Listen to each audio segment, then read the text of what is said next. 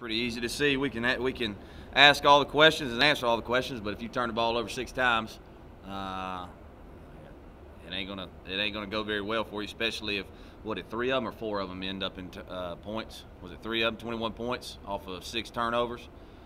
So, you know, hats off to Southern Illinois. Obviously, they've got a good football team, but you know, tonight I told the boys in the locker room, you know, Murray State beat Murray State, and you can't allow that to happen. You can't go out there and beat yourself, and tonight we did.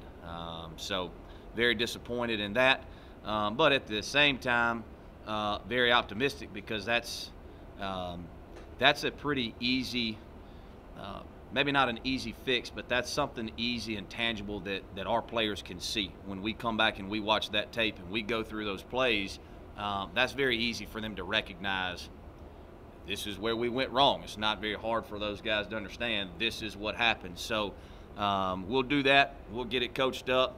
We'll make sure that we understand that for us to be successful the rest of the way, because obviously this is only week 1, we've got to clean those things up. And we'll go back to fundamental football, even more so than we already do during our week of preparation, and we'll get those things fixed. Coach, you're down 21 to 10. You pick up the fumble, you think, and score, and they review the play. You know, number one, did you think it was a fumble and a touchdown, and how did you think your team responded? You know, I didn't know. I didn't know if it was or wasn't. Just from the angle that I was standing, I knew that it was a big play, you know, and I think, you know, as far as my team responding, I think that. For the first time on the sideline, I heard some guys that the whole game, okay, the whole game, even at the end, the whole game, I think that they kind of understood. Some of our older guys and juniors and seniors, some of the guys who've been around here, some of the guys who have kind of turned a corner in the belief of what we're doing and the preparation that we're doing, because that's what we've stressed to our guys, is a deep-rooted belief in what we're doing and the preparation and those type things. I think for the first time I heard some of those guys actually step up and tell everybody, hey guys, we are hurting ourselves.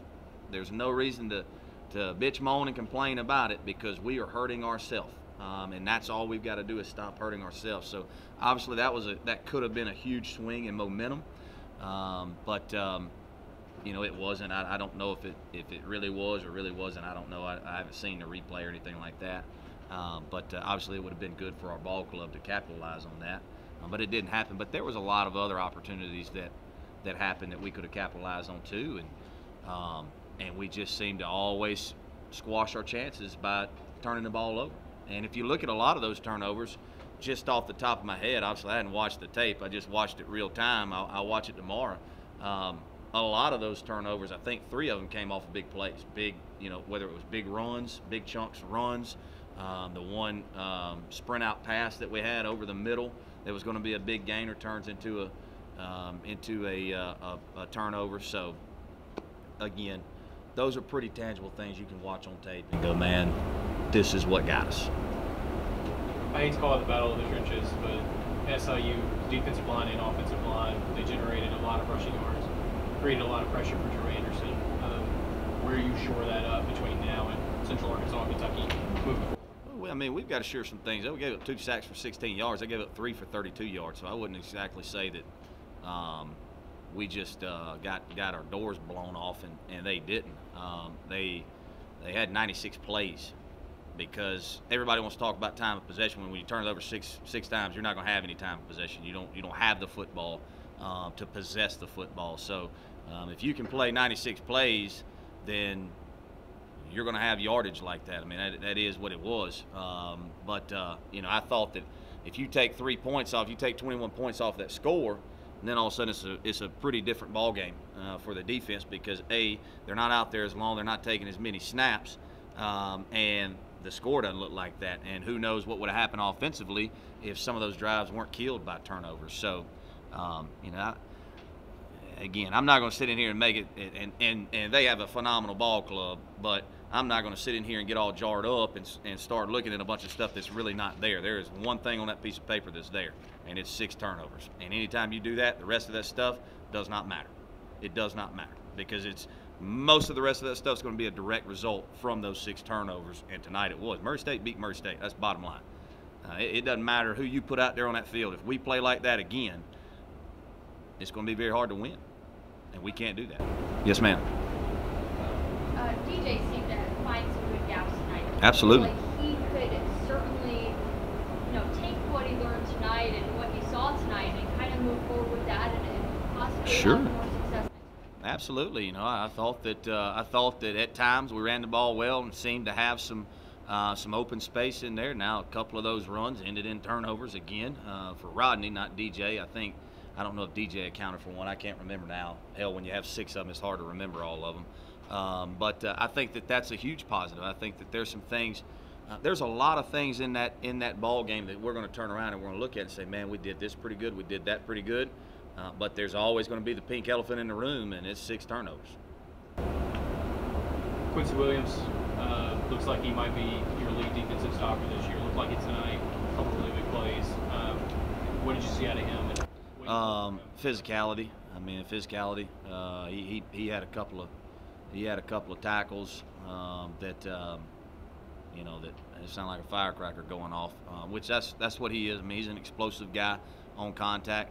I thought that we did a really good job defensively of tackling the football, getting the ball down. I thought we did a pretty good job, especially in the first half and the first 3 quarters. Now there at the end, when it got out of hand and all that kind of stuff, it was a little different story. But I was pretty pleased for the most part defensively, and pleased with some of the positive things we did offensively, just the turnovers.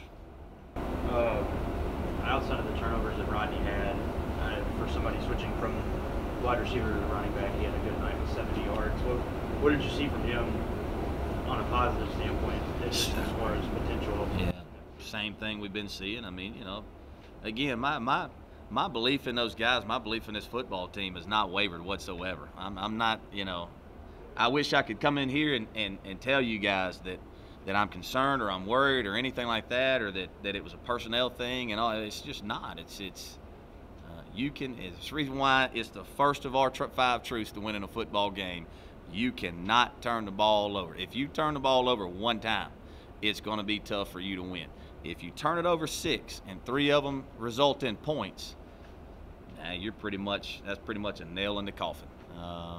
So as far as Rodney goes, he showed me the exact same thing he's been showing me through fall camp. It's the reason why we moved him back there, because he's a really good athlete. He's got some explosive ability right there, and I think a couple of times he showed it tonight.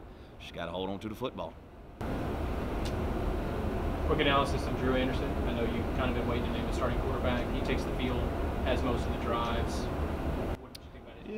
Yeah, we'll see. I thought at times the biggest thing he's got to do is he's got to get better at standing in there, standing in the pocket, not moving backwards. Because there was a couple of times that we had it protected up a little bit, but he looked a little rusty, a little nervous, a little whatever. The first time we obviously practiced with red jerseys on and all of that kind of stuff. So but we'll look at the tape and see exactly if that fits. If what I think I saw is really what I saw. Again, man, it's just some guys kept on saying, "Hey, coach, let's go, let's get in some tempo, let's go." And I said, "Well, we got to stop going backwards and turning the ball over, and we'll be able to get in some tempo and get some drives started." We just couldn't ever get in a groove. So it doesn't really matter who you put out there, quarterback, if you don't have a good groove and you don't have a good rhythm to your offense, which we never did, just because it seemed like every time we were getting it and got into a little bit of tempo, especially a couple of those drives where we were really running the football well, we just squandered it away.